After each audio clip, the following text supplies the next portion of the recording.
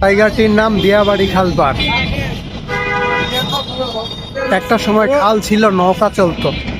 সেই জায়গায় আজকে বিশাল বিশাল বিল্ডিং দেখতে পাচ্ছেন। এটাই দিয়াবাড়ি খালপাড়। এখন কেউ যদি দিয়াবাড়ি খালপাড়ে আসে তাহলে সে আর খাল দেখতে পাবে না, সে দেখবে বিশাল বিশাল বিল্ডিং।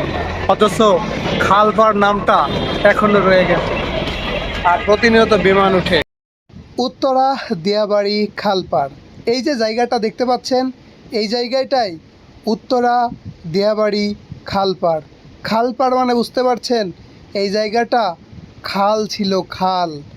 কালের বিবর্তনে, সময়ের পরিবর্তনে আজকে এই খালপাড়টা হয়ে গেছে বিশাল বড় হাই রাইজ বিল্ডিংয়ের জায়গা।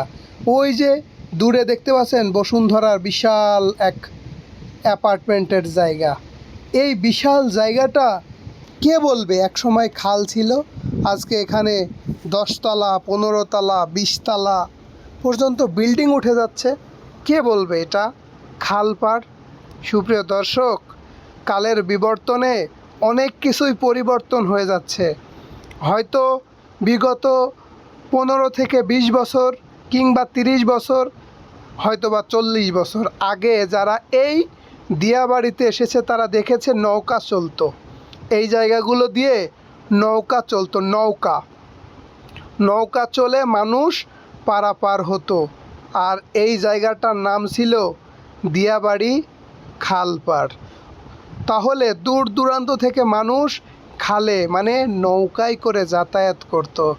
আজকে কালের বিবর্তনে এই দিয়াবাড়ি খালপাড়টা হয়ে গেছে হাই রাইজ বিল্ডিংয়ের এরিয়া, এবং কি বড় বড় বিল্ডিং উঠেছে একবার তাকান ভাই।